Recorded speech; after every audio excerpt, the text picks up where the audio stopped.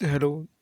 चलो हम लोग जुगल सर की अल्टरनेटर की क्वेश्चन का सलूशन देख लेते हैं। ठीक है, तो देखो पहला क्वेश्चन पूछ रहा है, कितना इजी क्वेश्चन है। पहला क्वेश्चन तो बिल्कुल रटा हुआ है कि भारतवर्ष में मतलब कि इंडिया में जो आवृत्ति यूज होती है वो कितने हर्ट्ज़ की होती है। तो 50 हर्ट्ज़ की आवृत्ति को यूज किया जाता है इंडिया में। ठीक है, 50 हर्ट्ज़ की आवृत्ति को यूज किया जाता है। ठीक है, तो ए ऑप्शन राइट हो जाएगा। बाकी एक यूएसए का याद रखना, मतलब अमेरिका का याद रखना, अमेरिका के भी पूछ लेता है कभी कभी। तो 60 हर्ट्ज़ होता है। कितना होता है? 60 हर्ट्ज़ होता है अमेरिका का। ठीक है, चलो सेकंड नंबर क्वेश्चन पे आते हैं। सेकंड नंबर क्वेश्चन क्या बोल रहा है? सेकंड नंबर क्वेश्चन कह रहा है कि प्रत्यावर्तक की भार में टर्मिनल वोल्टता की सहायता। प्रत्यावर्तक, प्रत्यावर्तक मतलब अल्टरनेटर, हिंदी में इसको प्रत्यावर्तक बोलते हैं। ठीक है, अल्टरनेटर। ठीक है, अल्टरनेटर, हिंदी में बोलते हैं इसको प्रत्यावर्तक। तो अल्टरनेटर की भार पर टर्मिनल वोल्टता को की सहायता से स्थिर रखा जाता है। मतलब वोल्टेज को जो है हमको क्या रखना है, वो भी टर्मिनल पर वोल्टेज को किसकी सहायता से स्थिर रखा जाता है। तो वोल्टेज को किसकी सहायता से स्थिर रखोगे? प्रतिरोध तो होगा नहीं, क्योंकि धारा को क्या करता है, रोकता है ये। ठीक है, रेक्टिफायर, रेक्टिफायर क्या करता है? रेक्टिफायर क्या करता है कि जैसे कोई आयाम होता है, जैसे रेक्टिफायर क्या होता है कि एसी को किसमें बदलता है, डीसी वगैरह में। तो डायोड जैसे होते थे तो रेक्टिफायर होते थे, तो एसी को डीसी में बदलते थे। तो ये भी नहीं होगा। हमें वोल्टेज, और कार्बन ब्रुश से क्या करते थे, कार्बन ब्रुश से टर्मिनल से हम लोग वोल्टेज को लेते थे आउटपुट के सोर्स में।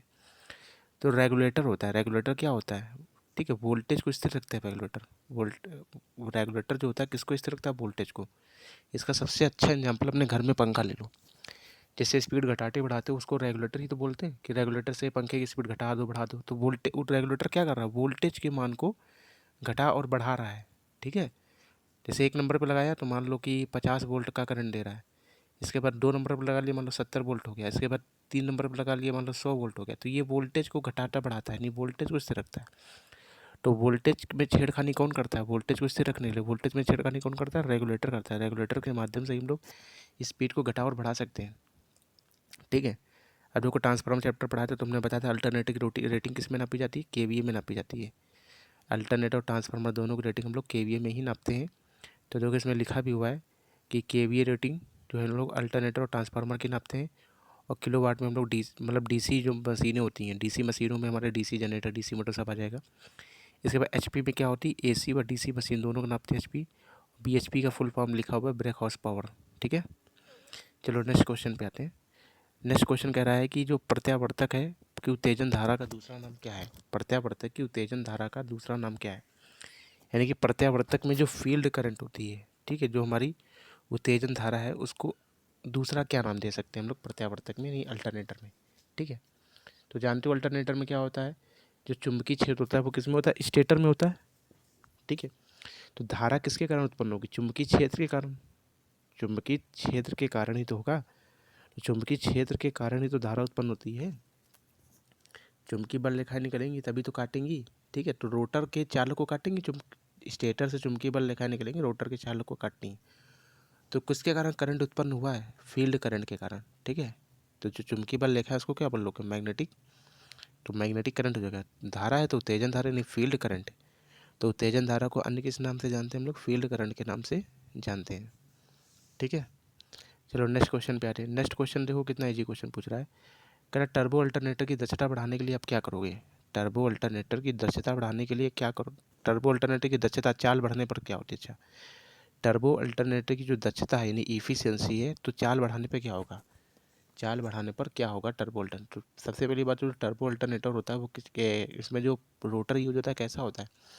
सिलेंड्रिकल पोल टाइप का रोटर यूज होता है। ठीक है, टर्बो अल्टरनेटर में जब हमने लिखा है तो रोटर दो प्रकार के होते हैं, एक होता है सैलियन पोल रोटर और एक होता है सिलेंड्रिकल पोल रोटर। तो टर्बो अल्टरनेटर जो था वो सिलेंड्रिकल पोल रोटर का ही एग्जाम्पल होता था।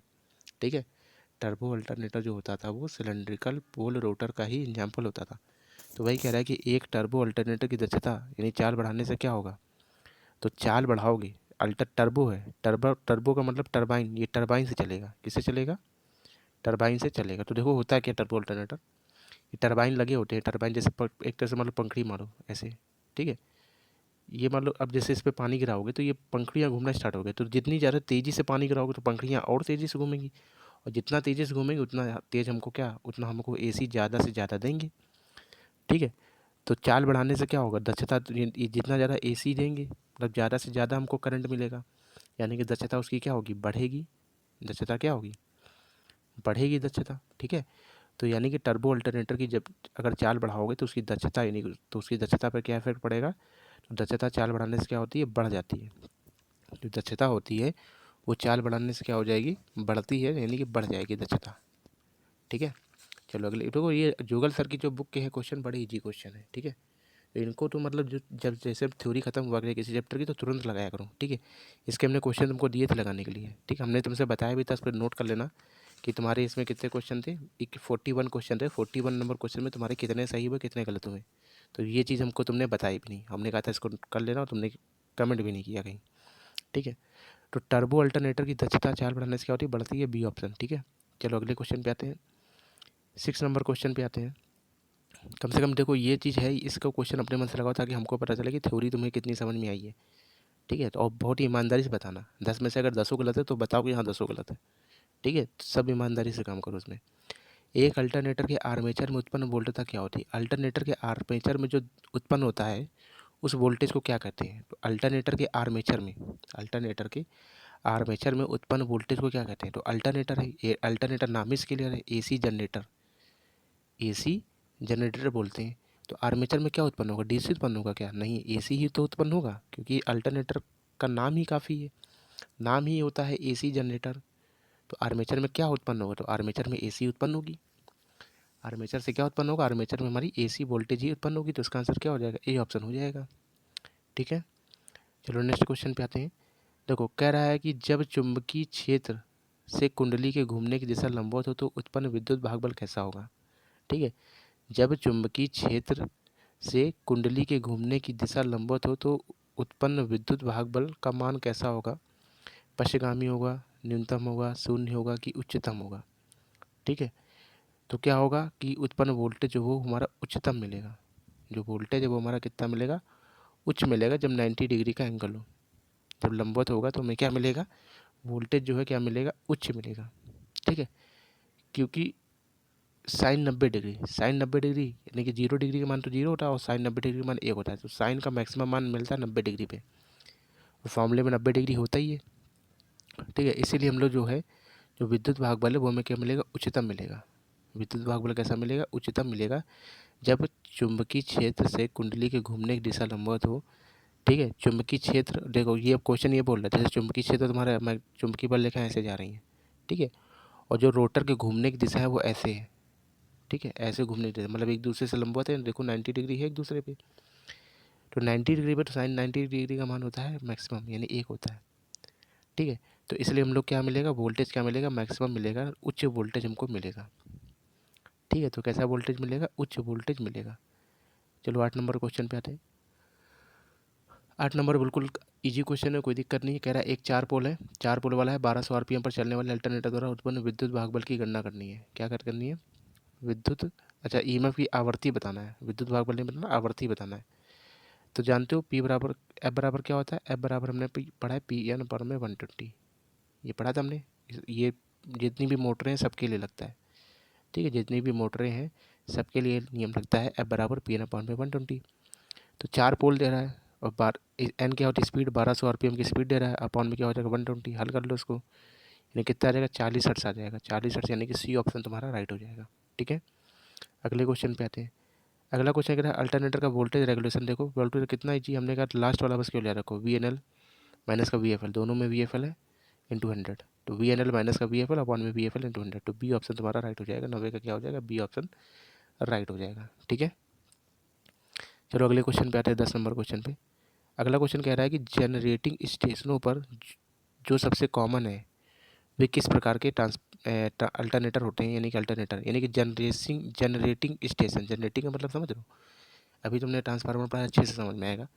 तो डिस्ट्रीब्यूशन क्या होता है, वितरण, और जनरेटिंग क्या होता है, जहाँ पर लाइट बनती है तो उसको बोलते हैं जनरेटिंग पॉइंट, ठीक है। तो यानी कि जहाँ पर लाइट बनती है उसको बोलते हैं जनरेटिंग स्टेशन, जहाँ पर लाइट बनाई जा रही है तो वहीं की बात कर रहा है कि जहाँ पर लाइट बनाई जाती है उस स्टेशन की बात कर रहा है वो, कि जनरेटिंग स्टेशनों पर जो सबसे कॉमन है वो कौन से अल्टरनेटर होते हैं, ठीक है। तो किस टाइप का होगा, तो तुम ही सोचो, जनरेटिंग स्टेशन है, मतलब हमको देखो जनरेटिंग जो होता था वहाँ पर हम लोग क्या करते थे, जहाँ लाइट को उत्पन्न करोगे, जहाँ बनाओगे, तो वहाँ पर हाई वोल्टेज की लाइट बनानी पड़ेगी। और डिस्ट्रीब्यूशन ट्रांसफार्मर जो अपने गली मोहल्ले में लगता है, उसका काम क्या होता है, जो हाई वोल्टेज को निम्न वोल्टेज में चेंज करता है। मतलब हमको हाई वोल्टेज चाहिए। और तुम्हें पता है हमने बताए थे 2 प्रकार के बताए थे तुमको ट्रांसफार इसमें अल्टरनेटर में, कि घूर्णन के आधार पर अल्टरनेटर का वर्गीकरण बताया था।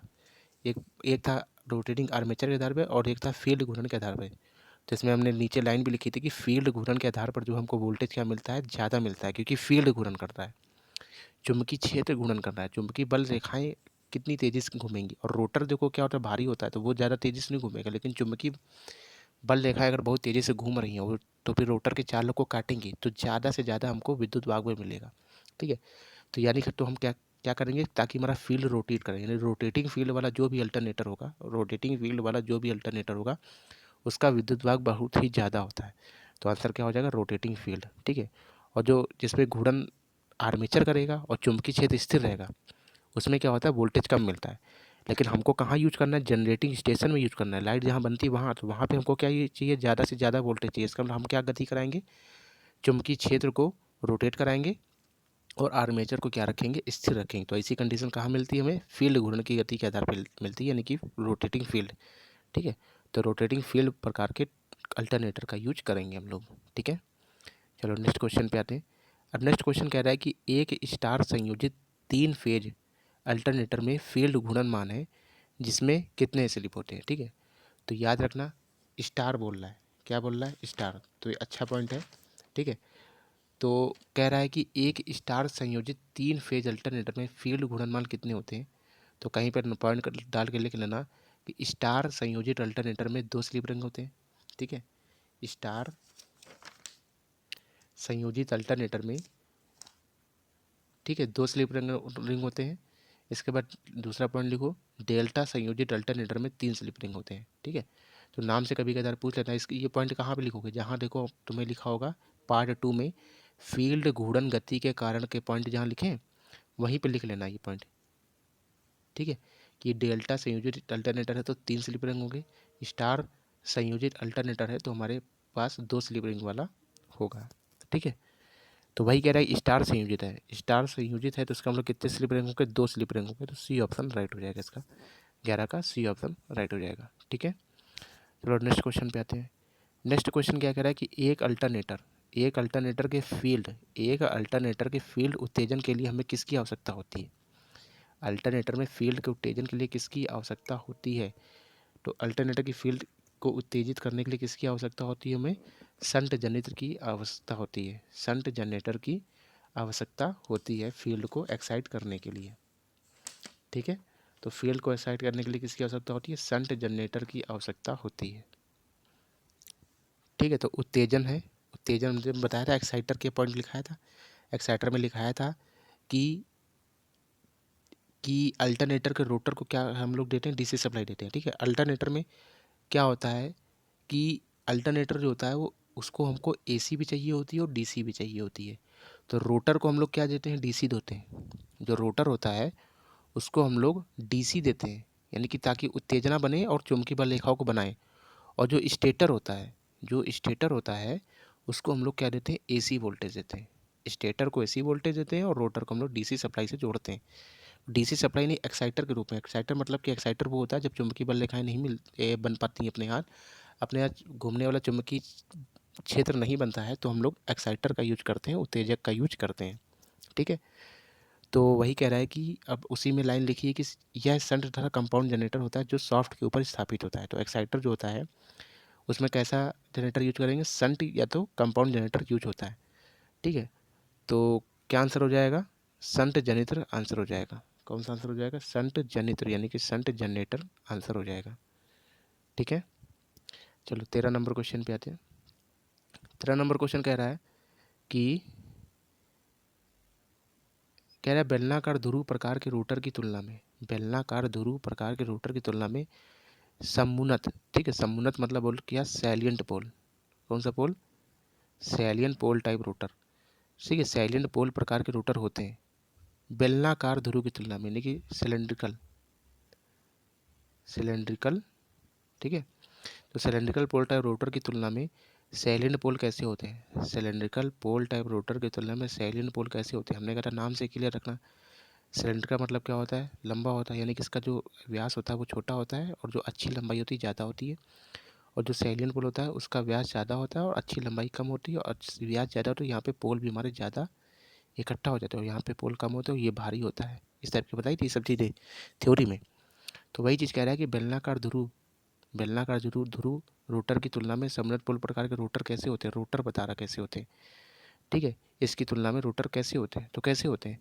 व्यास में बड़ा होता है और अच्छी लंबाई क्या होता है? छोटा आता है, ठीक है। सैलिएंट पोल जो रोटर होते हैं वो बेलनाकार की अपेक्षा क्या होते हैं? व्यास में बड़ा होता है, व्यास में बड़ा होता है और जो अच्छी लंबाई होती है कम होती है। किसकी? समुन्नत प्रकार की। तो समुन्नत प्रकार का पूछा तो सी ऑप्शन इसका राइट हो जाएगा, ठीक है।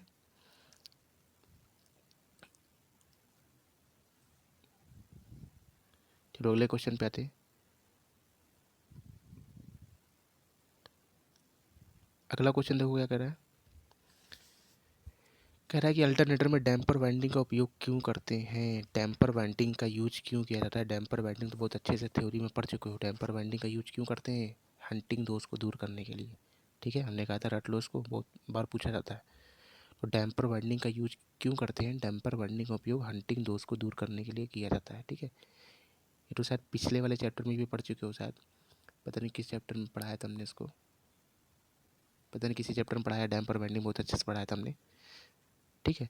तो डैम्पर वाइंडिंग का यूज कहाँ करते हैं? डैम्पर वाइंडिंग का उपयोग हंटिंग दोष को दूर करने के लिए किया जाता है। डैम्पर वाइंडिंग दोष को दूर कर डैम्पर वाइंडिंग का उपयोग क्यों किया जाता है? हंटिंग दोष को दूर करने के लिए किया जाता है, ठीक है। नेक्स्ट क्वेश्चन पे आते हैं। अगला क्वेश्चन कह रहा है कि एक अल्टरनेटर शक्ति गुणांक पर आर्मेचर रिएक्शन का प्रभाव न्यूनतम होता है, ठीक है। तो देखो अल्टरनेटर है, ठीक है, अल्टरनेटर है, अगर न्यूनतम प्रभाव है, कैसा प्रभाव है? न्यूनतम, ठीक है।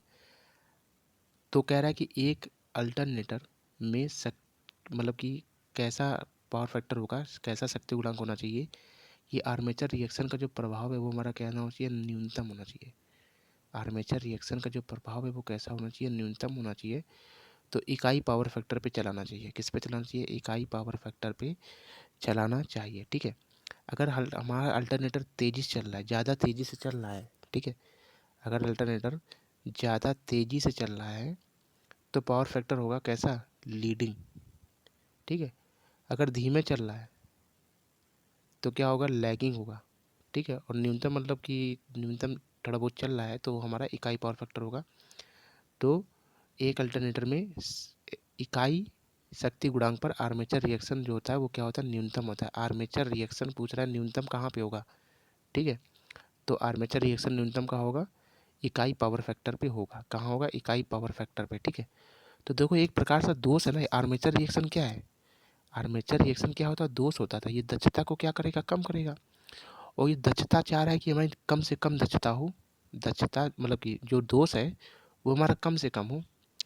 जिस प्रकार से तुमने आदर्श ट्रांसफार्मर पढ़ा कि जितनी इनपुट होती है उतना आउटपुट मिल जाता है, उसी प्रकार से वही चाह रहा है कि हमको आदर्श चीज़ मिले। मतलब आर्मेचर रिएक्शन के कारण जो दोष हो रहा है वो जीरो से जीरो हम करना चाहते हैं, तो उसको न्यूनतम करना चाहते हैं। तो हमारा जो पावर फैक्टर होगा कैसा होगा? इकाई पावर फैक्टर होना चाहिए। यानी कि जितनी इनपुट हम दें उतनी आउटपुट हमको मिल जाए, तो इकाई पावर फैक्टर होना चाहिए। तो इसे ऐसे भी देख सकते हो। तो सी आंसर, इसका आंसर हो जाएगा 15 का क्या हो जाएगा? सी ऑप्शन आंसर हो जाएगा, ठीक है।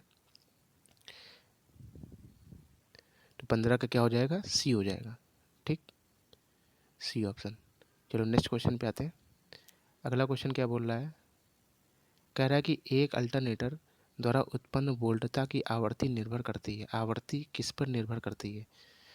तो तुमने पढ़ा है कि एफ बराबर क्या होता है? पी एन अपॉन में 120, पी एन अपॉन में 120। तो किस पे निर्भर कर रही है? पोलों की संख्या पे भी निर्भर कर रही है और स्पीड पे भी निर्भर कर रही है। तो पोलों की संख्या और स्पीड यानी चाल पर निर्भर करती है, यानी कि सी ऑप्शन बिल्कुल राइट हो जाएगा तुम्हारा, ठीक है। चलो अगले क्वेश्चन की बात करते हैं। अगला क्वेश्चन क्या कह रहा है? अगला क्वेश्चन कह रहा है कि डीसी व एसी जनरेटर का कौन सा कार्य होता है? डीसी व एसी जनरेटर का कौन सा एक कार्य समान है, ठीक है। तो देखो तुमने डीसी जनरेटर पढ़ा, ठीक है। तो डीसी जनरेटर भी हमने लाइन लिखी थी कि मतलब कि जो है, ठीक है। तो डीसी जनरेटर में हमने बताया था कि सॉफ्ट घूमने के बाद हमेशा एसी मिलता है, ठीक है। तो हमको मिलता है एसी है आउटपुट के रूप में। जैसे डीसी जनरेटर होता था तो उसमें भी हमको आउटपुट के रूप में एसी मिलता था, और एसी जनरेटर हो यानी अल्टरनेटर है तब भी हमको आउटपुट के रूप में एसी ही मिलता है। अब डीसी जनरेटर था तो हम लोग क्या करते थे, कम्यूटेटर लगा के हम लोग क्या कर लेते थे, डीसी में कन्वर्ट कर लेते थे एसी को। अगर हमको वही एसी चाहिए होता था तो हम लोग क्या लगाते थे, स्लिप रिंग लगाते थे। तो एसी जनरेटर में क्या करेंगे, हम लोग स्लिप रिंग लगा लेंगे। और डीसी जनरेटर में भी एसी उत्पन्न होती थी, लेकिन हमको डीसी में बदलना है तो कम्यूटेटर का लगा लेते थे। कम्यूटेटर तो जान लिखी थी ना, कम्यूटेटर डीसी बदलने के कम्यूटेटर का यूज करते हैं और एसी बदलने के लिए स्लिप रिंग, ठीक है, का यूज करते थे। ठीक है, इस प्रकार की लाइन लिखी थी। ठीक है, तो वही करा कि डीसी और एसी जनरेटर में कौन सा एक का समान होता है, तो उत्पादित ईएमएफ जो होता है अल्टरनेटर, मतलब जो ईएमएफ उत्पन्न होता है, दोनों में जो उत्पन्न ईएमएफ होता है, ठीक है, दोनों में उत्पन्न जो ईएमएफ होता है वो कैसा होता है, एसी प्रकार का होता है। कैसा होता है, एसी प्रकार का, यानी अल्टरनेटिंग करंट होता है। ठीक है, उसका प्राइम मूवर घूमने के बाद हमने लिखा है कि इसका प्राइम मूवर कोई भी हो, जनरेटर कोई भी हो, एसी हो चाहे डीसी हो, उसका प्राइम मूवर घूमने के बाद हमेशा एसी उत्पन्न करता है। अब जैसे हमको जिस हिसाब से जो चाहिए होता, अगर डीसी चाहिए होता तो स्लिप रिंग का लगा लेते थे, इसकी स्किप रिंग लगा लेते थे, या फिर कम्यूटेटर लगा लेते थे। और हमको वही एसी चाहिए तो फिर हमको अगर स्लिप रिंग का स्लिप रिंग का यूज कर लेते थे। ठीक है, तो 17 का क्या हो जाएगा, बी ऑप्शन राइट हो जाएगा कि उत्पन्न ईएमएफ जो होता है वो अल्टरनेटिंग प्रकार का होता है। ठीक है, चलो नेक्स्ट क्वेश्चन पे आते हैं। नेक्स्ट क्वेश्चन कह रहा है कि 3 फेज डेल्टा संयोजित अल्टरनेटर का क्षेत्र घूर्णन है जिसमें आर्मेचर के चक्कर होंगे। ठीक है, कैसा है, 3 फेज है। 3 फेज है तो अभी तुमको बताया, 3 फेज है तो कितने स्लिप रिंग होंगे, 3 स्लिप रिंग होंगे। 3 फेज अगर है तो कितने स्लिप रिंग होंगे, हमारे 3 स्लिप रिंग होंगे। ठीक है, चलो नेक्स्ट क्वेश्चन पे आते हैं।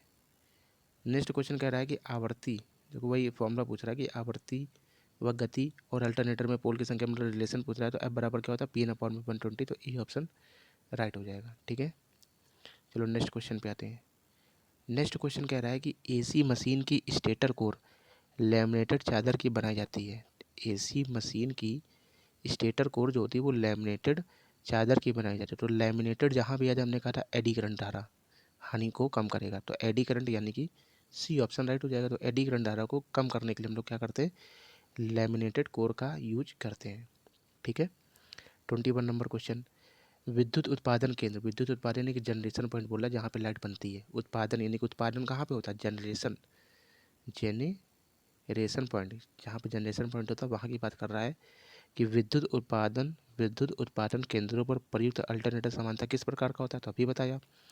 वहाँ पे हमको ज़्यादा से ज़्यादा वोल्टेज चाहिए तो फील्ड कैसा होगा, फील्ड हमारा रोटेटिंग होना चाहिए, यानी गतिमान होना चाहिए। फील्ड हमारा कैसा होना चाहिए, रोटेटिंग यानी कि गतिमान होना चाहिए। ठीक है, तो जो फील्ड है वो हमारा कैसा होना चाहिए, रोटेटिंग होना चाहिए। फील्ड जो है हमारा कैसा होना चाहिए, रोटेटिंग होना चाहिए। ठीक है, और जो आर्मेचर है वो हमारा कैसा होना चाहिए, स्थिर होना चाहिए। आर्मेचर जो हमारा कैसा होना चाहिए, स्थिर, यही तो कंडीशन होती है। ठीक है, तो फील्ड हमारा रोटेट करेगा तो हमारा आर्मेचर क्या रहेगा, स्थिर। तो देखो क्या है ऑप्शन में, स्थिर आर्मेचर। देखो क्वेश्चन मतलब क्वेश्चन वही था, बस ऑप्शन चेंज कर दिया। तो देखो स्थिर आर्मेचर होना चाहिए। ठीक है, तो जनरेशन पॉइंट पे जो अल्टरनेटर यूज करते हैं उसका आर्मेचर कैसा होना चाहिए, स्थिर होना चाहिए।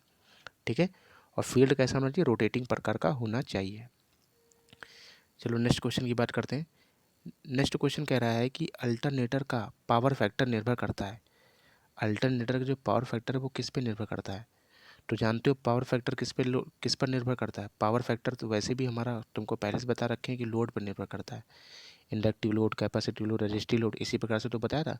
इंडक्टिव लोड में lagging power factor, inductive load capacitive में लीडिंग, और रेजिस्टिव में कैसा होता है, यूनिटी पावर फैक्टर होता है। तो लोड पे निर्भर करता है। तो ये चीज़ हमने बताई थी कि पावर फैक्टर जो होता है वो हमेशा किस पे निर्भर करता है, लोड पर डिपेंड करता है। जिस हिसाब से लोड होगा उसका पावर फैक्टर उसी हिसाब से चेंज होता रहेगा। तो डी ऑप्शन राइट हो जाएगा। आउटपुट में संयोजित लोड पर निर्भर करता है, किस पर निर्भर करता है, आउटपुट में संयोजित लोड पर निर्भर करता है। ठीक है, चलो नेक्स्ट क्वेश्चन की बात करते हैं। 23 नंबर क्वेश्चन कह रहा है अल्टरनेटर के ईएमएफ को बढ़ाने के लिए क्या करोगे। अल्टरनेटर के ईएमएफ बढ़ाना है, अगर तुमको ईएमएफ बढ़ाना है तो क्या करोगे। तो देखो ईएमएफ अगर बढ़ाना है तो हमको जानते हो ईएमएफ ज़्यादा से ज़्यादा कहाँ मिलेगा, जो ईएमएफ है अल्टरनेटर का जो ईएमएफ है हमको ज़्यादा से ज़्यादा कब मिलेगा, जब हमारा फील्ड रोटेट कर रहा हो और हम आर्मेचर क्या हो, स्थिर हो। जब हमारा फील्ड रोटेट कर रहा हो और आर्मेचर स्थिर हो, तब हमको अल्टरनेटर का ईएमएफ जो है सबसे ज़्यादा से ज़्यादा मिलेगा। तो इतनी चीज़ तो पता चल कि हमें तो रोटेटिंग फील्ड होना चाहिए। अब देखो ये ऑप्शन कह रहा है फील्ड को रेगुलेट करके फ्लक्स बढ़ाते हैं, तो सही बात है। यानी कि फील्ड में जो फ्लक्स उसके मान को अगर बढ़ाओगे, यानी कि जितनी ज़्यादा तेज़ी से रोटेट करेगा फील्ड, यानी चुंबकीय बल रेखाएं जितनी तेज़ी से रोटेट करेंगी, ठीक है, उतना ज़्यादा क्या करेगा वो, रोटर में के चालक जो है उनको काटेगा, रोटर के चालक को काटेगा, तो उतना ही ज़्यादा हमारा क्या उत्पन्न होगा, ईएमएफ उत्पन्न हो जाएगा, उतना ही ज़्यादा क्या होगा, ईएमएफ उत्पन्न हो जाएगा। ठीक है, तो अल्टरनेटर के ईएमएफ बढ़ाने के लिए क्या करेंगे, फील्ड के रेगुलेटर को फ्लक्स को बढ़ाते हैं, यानी कि चुंबकीय बल रेखाओं की संख्या को बढ़ाएंगे। जितनी तेज़ी से काटेंगे, जितना तेज़ी से घूमेगा, उतनी ज़्यादा हमारी चुंबकीय बल रेखाएं निकलेंगी। ठीक है, तो ए ऑप्शन राइट हो जाएगा। बी ऑप्शन देखो रहा वोल्टेज को कम करते हैं, यार ईएमएफ हमको बढ़ाना है तो वोल्टेज क्यों करेंगे, ईएमएफ बात तो वोल्टेज ही है ना, ईएमएफ को वोल्टेज ही तो बोलते हैं। कैपेसिटर लगा दे तो कैपेसिटर तो या पावर फैक्टर के मान को सही करने के लिए लगाते थे, उपरोक्त सभी गलत हो गया, तो ए ऑप्शन केवल राइट होगा। तो 23 का क्या हो जाएगा, ए ऑप्शन तुम्हारा राइट हो जाएगा 23 का। ठीक है, देखो नेक्स्ट क्वेश्चन बोल रहा है 24 नंबर क्वेश्चन। 24 नंबर क्वेश्चन कह रहा है कि अल्टरनेटर का ओवर एक्साइटेड कहा जाता है। ओवर एक्साइटेड कब कहा जाएगा, देखो इसमें 3 कंडीशन आती हैं। एक होता है ओवर एक्साइटेड, ओवर एक्साइटेड, ठीक है, और एक कंडीशन होती है तुम्हारी लेवल एक्साइटेड, लेवल एक्साइटेड, और एक होता है अंडर लेवल। तो हमने देखो ये तुम्हारा ये जो डीसी जनरेटर या मोटर किसी में हमने पढ़ाया था कि ओवर कंपाउंड जनरेटर और लेवल कंपाउंड और अंडर कंपाउंड। तो हमने बताया था ओवर कंपाउंड जनरेटर है तो वो किस पे काम करेगा, लीडिंग पावर फैक्टर पे काम करेगा, और जो लेवल होता है वो यूनिटी पावर फैक्टर पे काम करता है, और अंडर लेवल जो होता है वो क्या होता है, लैगिंग पावर फैक्टर पे काम करता है। तो ओवर एक्साइटेड यानी कि ओवर हो गया, ओवर मतलब हर चीज़, देखो कॉन्सेप्ट से याद रखो कि हमको आज ओवर होगी, ठीक है, दारू से कॉन्सेप्ट है, मतलब ओवर हो गई, ओवर का मतलब ज़्यादा हो गया, ज़्यादा हो गया मतलब आगे आगे बढ़ रहा है, मतलब जब दारू पी लोगे तो जानते हो सब आगे आगे बढ़ोगे, हर चीज़ आगे आगे करना होता है। तो दारू ओवर हो गई, ओवर हो गई मतलब ओवर एक्साइटेड, मतलब बहुत ज़्यादा एक्साइटेड हो गए, ओवर हो गया मतलब, यानी कि ज़्यादा आगे के भगो, यानी कि लीडिंग अग्रगामी। तो कौन सा पावर फैक्टर होगा, अग्रगामी पावर फैक्टर होगा, लीडिंग।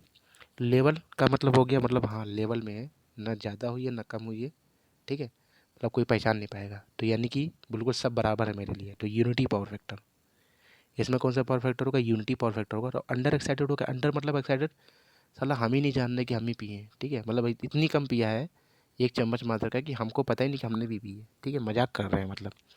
तो यहाँ पे कौन सा होगा, लैगिंग यानी पश्चिगामी, यानी सबसे पीछे हैं हम, ठीक है, तो पश्चिगामी पावर फैक्टर। ठीक है, तो ओवर एक्साइटेड मतलब लीडिंग पावर फैक्टर यानी अग्रगामी पावर फैक्टर, लेवल होगा तो यूनिटी पावर फैक्टर, और अंडर होगा तो लैगिंग पावर फैक्टर होगा तुम्हारा। ठीक है, तो कैसा है, ओवर एक्साइटेड है, यानी कि ओवर एक्साइटेड मतलब कि हमारा लीडिंग पावर फैक्टर होगा। तो इसमें देखो कहाँ लीडिंग मतलब बढ़ते हुए, तो देखो आगे बढ़ते हुए शक्ति गुणांक पर देखो किस तरह से लिख दिया है लीडिंग को, ठीक है, लीडिंग मतलब होता है अग्रगामी, यानी कि अग्रगामी, अग्र यानी कि आगे चलने वाला, तो आगे बढ़ते हुए शक्ति गुणांक पर काम करता है ओवर एक्साइटेड के रूप में अल्टरनेटर। ठीक है, चलो नेक्स्ट क्वेश्चन की बात करते हैं। नेक्स्ट क्वेश्चन देखो क्या कर रहा है कि अल्टरनेटर द्वारा उत्पादित ईएमएफ की गणना करनी, तो ईएमएफ उसका फॉर्मूला क्या होता है, तो 4.445 FT KP इंटू KT होता है। KP क्या होता है और KT क्या होता है, ये सब चीज़ें तुमको मालूम ही है, ठीक है, डिस्ट्रीब्यूशन फैक्टर। KT क्या होता है तुम्हारा, KT जो होता है वो तुम्हारा होता है डिस्ट्रीब्यूशन फैक्टर होता है। ठीक है, चलो देखो अभी क्वेश्चन आया था जस्ट ऊपर, तो हमने बताया था अल्टरनेटर, अल्टरनेटर में जो होता है वो क्या होता है कि अल्टरनेटर जो होता है वो हमारा क्या होता है कि रोटर जो होता है उसको हम लोग डीसी देते हैं, रोटर को हम लोग डीसी देते हैं, वो भी कैसी, निम्न स्तर की, मतलब निम्न स्तर की डीसी देंगे, निम्न स्तर की मतलब लो लेवल की डीसी देते हैं। और जो हमारा आर्मेचर होता है, आर्मेचर को हम लोग क्या देते हैं, एसी देते हैं। ठीक है, तो रोटर को हम लोग देते हैं डीसी, वो भी निम्न स्तर की, और आर्मेचर को हम लोग देते हैं एसी, आर्मेचर को हम लोग क्या देते हैं, एसी देते हैं। ठीक है, तो वही कह रहा है अल्टरनेटर के गतिशील रोटर को प्रदान किया जाने वाला उत्तेजक वोल्टेज कैसा होना चाहिए, निम्न डीसी होना चाहिए। कैसा होना चाहिए, हमारा निम्न डीसी होना चाहिए, रोटर में हम लोग डीसी ही देते हैं। ठीक है, चलो नेक्स्ट क्वेश्चन पे आते हैं। नेक्स्ट क्वेश्चन कह रहा है चित्र द्वारा दर्शाया गया अल्टरनेटर किस प्रकार का है, जो चित्र द्वारा अल्टरनेटर दर्शाया गया है वो हमारा जो है किस प्रकार का है ये हमको बताना है। ठीक है, तो देखो पहली बात तो फिगर से ही समझ में आ रहा है कि ये हमारा कैसा है, स्टार है, ये कैसा है, फिगर हमारा स्टार का दिख रहा है, स्टार बैंडिंग इसी तरीके से बनाते हैं हम लोग। ठीक है, स्टार बाइंडिंग को हम लोग इसी तरह से बनाते हैं, तो इतना तो पता था कि स्टार संयोजित है। अब लेकिन ये जो निशान बना हुआ है, ये किसका सिंबल बना है? अर्थिंग का बना हुआ है। ये सिंबल किसका बना है? अर्थिंग का बना हुआ है। ठीक है, ये सिंबल किसका बना हुआ? अर्थिंग का बना हुआ है, यानी कि अर्थयुक्त स्टार संयोजन है। कैसा है? अर्थयुक्त स्टार संयोजन। सी ऑप्शन इसका राइट हो जाएगा। ठीक है, अब देखो नेक्स्ट क्वेश्चन कह रहा है 28 नंबर की, एक बड़े व्यास वाला अल्टरनेटर जो कि धीमी गति से चल रहा है। व्यास कैसा बड़ा है? व्यास बड़ा यानी कि कैसा कैसा होगा? सैलिएंट पोल प्रकार का रोटर होगा। ठीक है, और धीमी गति से तो चलेगा ही, क्योंकि व्यास बड़ा होता है तो व्यास के ऊपर ही हम लोग क्या करते हैं, हम लोग पोल स्थापित करते हैं, तो ज़्यादा पोल इकट्ठा हो जाते हैं इसमें। पोल नंबर ऑफ पोल क्या होते हैं? ज़्यादा होते हैं, 6 से 40 पोल के आसपास इकट्ठा होते हैं, तो स्पीड भी क्या हो जाती है? कम होती है। तो इसलिए स्पीड भी क्या कम होती है, तो उसमें क्या होगा? तो उसमें क्या होगा? एक सैलेंट ध्रुव प्रकार के साथ घूर्णन क्षेत्र, मतलब सैलेंट प्रकार का रोटर यूज करते हैं। तो सी ऑप्शन राइट हो जाएगा। ठीक है, मतलब बिल्कुल डिक्टो डिक्टो क्वेश्चन थ्योरी से मिल रहे हैं। ठीक है, कुछ भी खास इसमें ज़्यादा नहीं है इनकी किताब में। ठीक है, अब देखो कितना इजी क्वेश्चन करा। स्टीम टरबाइन चलाने वाली मशीन कौन सी? स्टीम टरबाइन से चलने वाली मशीन कौन सी है? तो देखो हमने बताया था उसमें जो दो प्रकार का बताया था। तो स्टीम टरबाइन से कौन कौन सा चलेगा? स्टीम टरबाइन से चलेगा तुम्हारा टर्बो अल्टरनेटर। स्टीम टरबाइन से क्या चलेगा? तुम्हारा टर्बो अल्टरनेटर चलेगा। ठीक है, तो टर्बो अल्टरनेटर जो है वो चलेगा स्टीम टरबाइन से। तो इसमें हमने लाइन लिखवाई भी थी जब हमने कंपेयर करवाया था। ठीक है, तो उसमें लाइन भी लिखी थी। ठीक है, सिलेंडर पोल रोटर और सिलेंड्रिकल पोल रोटर का जब कंपेयर करा था उसमें बताया था कि सिलेंड्रिकल पोल रोटर जो होता है इसका उपयोग टर्बो अल्टरनेटर या स्टीम टरबाइन में करते हैं। तो स्टीम टरबाइन का यूज किस में होगा? टर्बो अल्टरनेटर में होता है। ठीक है, तो ए ऑप्शन इसका राइट हो जाएगा। ठीक है, चलो 30 नंबर क्वेश्चन पे आते हैं।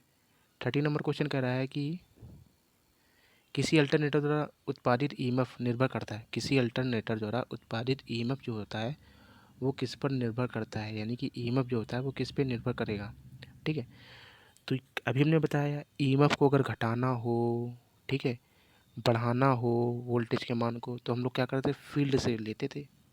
ठीक है, नहीं फील्ड के घूमने की गति अगर तेज़ हो जाएगी तो वोल्टेज हमारा बढ़ जाएगा, और फील्ड के घूमने की गति अगर कम है तो हमारा वोल्टेज क्या हो जाएगा? घट जाएगा। क्योंकि जितना तेज़ी से घूमेगा उतना ज़्यादा, उतने मतलब 1 सेकंड में उतने ज़्यादा से ज़्यादा बार काटेगा चालकों को, और जितना धीमे से कटेगा तो 1 सेकंड में उतना कम से कम काटेगा चालकों को। ज़्यादा ज़्यादा काटेगा तो वोल्टेज हमारा ज़्यादा मिलेगा, और धीरे धीरे चलेगा ज़्यादा कम से कम चालक तार को काटेगा तो हमें कम वोल्टेज मिलेगा।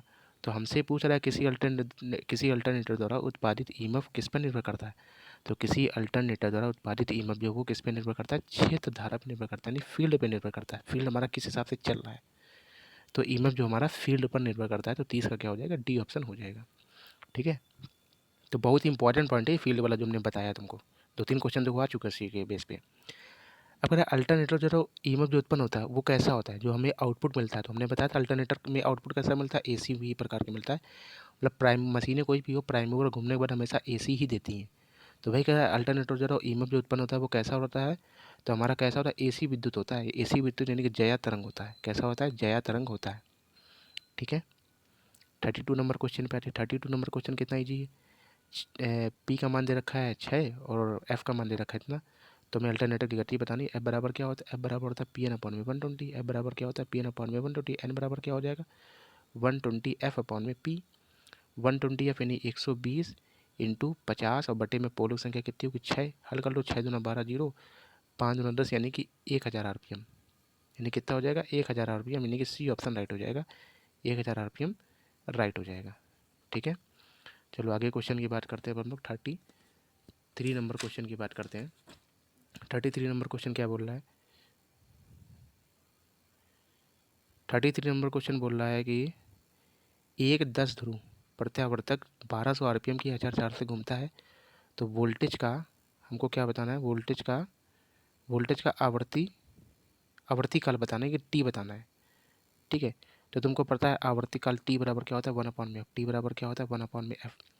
तो पहले तो हम फ्रीक्वेंसी निकाल लें। ठीक है, तो एफ का मान निकाल, तो एफ बराबर क्या होता है? पी एन अपॉन में 120। पी का मान है 10 और एन का मान है 1200 बटे में 120। जब इसको सॉल्व करेंगे तो एफ बराबर आ जाएगा 100 हर्ट्स। एफ बराबर आ जाएगा 100 हर्ट्स। आवर्ती काल निकालना, टी बराबर था 1/1/100। जब इसको सॉल्व कर दो क्या आएगा? 0.01 आ जाएगा। जब 2 पॉइंट का भाग दोगे 100 का तो 0.01 प्रति सेकंड आ जाएगा। नहीं, ए ऑप्शन राइट हो जाएगा। 33 का क्या हो जाएगा? ए ऑप्शन राइट हो जाएगा। ठीक है, चलो 34 नंबर क्वेश्चन पे आते हैं। 34 नंबर क्वेश्चन कह रहा है कि दो अल्टरनेटर हैं, सिंक्रोनाइजेशन करना है, मतलब समांतर में चलाना है। तो कंडीशन दे रखा है, कंडीशन वो हमने लिख रखी थी, अगर दोनों अल्टरनेटर को, जब एक अल्टरनेटर बाहर नहीं से आ रहा तो दो अल्टरनेटर को पैरेलल में चलाते हैं। तो वही कह रहा है पैरेलल की कंडीशन क्या है, दो प्रत्यावर्तकों के समन्वय ने सिंक्रोनाइजेशन के, ठीक है, दो प्रत्यावर्तकों के सिंक्रोनाइजेशन की शर्त क्या होती है। तो देखो क्या होती है शर्त, दोनों प्रत्यावर्ती की आवर्ती समान होनी चाहिए, सही बात थी। दोनों प्रत्यावर्ती के टर्मिनल वोल्टेज समान होनी चाहिए, सही बात है। दोनों प्रत्यावर्ती के फेज क्रम यानी कि जो R/B होता है वो हमारा सेम होना चाहिए, तो ये भी सही होना चाहिए। डी ऑप्शन यानी कि सारी कंडीशन हमारी होनी चाहिए, तो 34 का क्या हो जाएगा, डी ऑप्शन राइट हो जाएगा। अगले क्वेश्चन पे आते हैं। अगला क्वेश्चन क्या कर रहा है, यदि आवृत्ति बढ़ती है तो ईएमएफ पे क्या इफेक्ट पड़ेगा। यदि आवृत्ति बढ़ती है तो ईएमएफ पे क्या प्रभाव पड़ेगा। तो ई बराबर तुमने पढ़ा है, अल्टरनेटर में विद्युत वाहक बल का समीकरण होता है 4.44 F टी और KP इंटू KT, यही तो पढ़ा है। तो देखो ई और एफ में कैसा रिलेशन है, समानुपाती यानी कि अनुक्रमानुपाती है, ठीक है। तो यार ई का मान बढ़ेगा तो एफ का मान भी बढ़ेगा, और ई का मान घटेगा तो एफ का मान भी, फ्रिक्वेंसी का मान भी घटेगा, यानी कि पैरेलल है, समानुपाती है। तो ये आवृत्ति बढ़ेगी तो ईएमएफ भी क्या होगा, ईएमएफ भी हमारा बढ़ जाएगा। तो ईएमएफ भी बढ़ जाएगा यानी कि ईएमएफ क्या हो जाएगा, अधिक हो जाएगा। आवृत्ति बढ़ेगी तो ईएमएफ भी बढ़ेगा यानी कि ईएमएफ हमारा क्या हो जाएगा, अधिक हो जाएगा, ठीक है। चलो नेक्स्ट क्वेश्चन की बात करते हैं। 36 नंबर क्वेश्चन कह रहा है अल्टरनेटर किस सिद्धांत पे काम करता है। तो अल्टरनेटर किस, फैराडे के विद्युत चुम्बकीय प्रेरण के सिद्धांत पे काम करता है, यानी सी ऑप्शन राइट हो जाएगा। फैराडे के विद्युत चुम्बकीय प्रेरण के सिद्धांत पे हमारा अल्टरनेटर जो है काम करता है, ठीक है। अगले क्वेश्चन पे आते हैं। अगला क्वेश्चन कह रहा है कि यदि ध्रुवों की संख्या 4 है, यदि ध्रुवों की संख्या 4 है और स्लॉट की संख्या जो है 24 है, यदि ध्रुवों की संख्या 4 है और जो स्लॉट की संख्या है वो 24 है, तो हमको बताना है ध्रुव पिच कितना होगा। क्या बताना है, ध्रुव पिच बताना है। तो देखो ध्रुव पिच, ध्रुव पिच बराबर क्या होता है, ध्रुव पिच बराबर होता है स्लॉट की संख्या, क्या होता है, स्लॉट की संख्या और बटे में क्या होती है, ध्रुव की संख्या। तो देखो ध्रुव पिच स्लॉट की संख्या, स्लॉट की संख्या कितनी है 24, और ध्रुव पिच कितना है, ध्रुव की संख्या कितनी 4, तो 4 संग 24, तो ध्रुव पिच कितना हो जाएगा 6 स्लॉट, यानी कि हमारा आंसर क्या होगा, ध्रुव पिच कितना होगा 6 हो जाएगा। तो ध्रुव पिच हमारा 6 हो जाएगा, कहाँ है, सी ऑप्शन राइट हो जाएगा, ठीक है। तो ये अच्छा क्वेश्चन है, इसको नोट कर लेना चाहिए, अल्टरनेटर की थ्योरी में ही नोट कर लेना इसको, ये फॉर्मूला भी लिख लेना, चाहे क्वेश्चन सहित लिख लेना, ज़्यादा बढ़िया रहेगा, फॉर्मूला भी रटा रहेगा जितनी बार थ्योरी रिवाइज करोगे, ठीक है। चलो अगले क्वेश्चन पे आते हैं, 38 नंबर क्वेश्चन पे। 38 नंबर क्वेश्चन क्या कह रहा है, कह रहा है AC जनित्र का एक भाग जो कुंडली से बाह्य परिपथ तक एक विद्युत धारा को पारित करता है, ठीक है। AC जनित्र का एक भाग जो कुंडली से बाह्य परिपथ तक विद्युत धारा को पारित करता है वह क्या कहलाता है, ठीक है। यानी कह रहा है कि जो हमारा AC जनित्र है, मतलब AC जनित्र मतलब कि जो अल्टरनेटर है, ठीक है, जो हमारा अल्टरनेटर है उससे हम लोग बाह्य परिपथ जो मतलब जो आउटपुट हमको मिलता है, अल्टरनेटर से जो आउटपुट मिलता है वो किसके माध्यम से लेते हैं। तो जानते हो आउटपुट हम लोग लेते हैं किससे माध्यम से, ब्रूस के माध्यम से लेते हैं। आउटपुट के अंदर आउटपुट में क्या लगा होता है, ब्रूस, कार्बन ब्रूस लगे होते हैं, उसी से हम लोग तार लगा के आउटपुट ले लेते हैं। तो वही कह रहा है कि अल्टरनेटर में जो AC उत्पन्न होता है तो आउटपुट के रूप में किसका यूज करते हैं, आउटपुट किससे लेते हैं, तो कार्बन ब्रूस जो लगे थे उन्हीं से हम लोग आउटपुट लेते हैं, तो डी ऑप्शन राइट हो जाएगा, ठीक है। ये सब चीज़ें हमने थ्योरी में बहुत अच्छे से बताई थी, ये सब हमने अल्टरनेट वो पढ़ा था, DC जनरेटर, DC मतलब कार्बन ब्रूस, ये सब DC मशीन जब पढ़ाई थी बहुत अच्छे से बताई कार्बन ब्रूस क्या होते हैं, तो आउटपुट हम लोग कार्बन ब्रूस से ही होते हैं, लेते हैं, ठीक है। चलो अगले क्वेश्चन की बात करते हैं। 39 नंबर क्वेश्चन कह रहा है प्रति सेकंड साइकिल, अब देखो प्रति सेकंड साइकिल पूछ रहा है किसका मात्रक होता है। तो प्रति सेकंड किसका होता है, आवर्ती का मात्रक होता है, फ्रीक्वेंसी का मात्रक होता है प्रति सेकंड साइकिल, है ना। AC जब देखो AC थ्योरी में भी बता चुके हैं फ्रीक्वेंसी की मात्रक किस तरह से निकलता है, ठीक है। तो वही चीज़ देख रहे हो, इसमें तो बहुत सारी चीज़ें पीछे क्लास की ही रिवीजन हो गई हैं। अब कह रहा है कि स्लिप रिंग एवं ब्रूस, स्लिप रिंग एवं ब्रूस अल्टरनेटर में किसके जोड़ने के लिए प्रयुक्त होते हैं। स्लिप रिंग और ब्रूस अल्टरनेटर में किससे जोड़ने के लिए प्रयुक्त होते हैं, ठीक है। तो जानते हो ब्रूस कहाँ लगे होते हैं, बाहरी पर, अभी तुमने देखा आउटपुट ले रहे हैं हम लोग ब्रूस से, कार्बन ब्रूस से क्या लेते हैं, आउटपुट लेते हैं, और ब्रूस के नीचे ही हमारा स्लिप रिंग लगा होता है, यानी कि आउटपुट लेने के लिए हम लोग यूज करेंगे, ठीक है।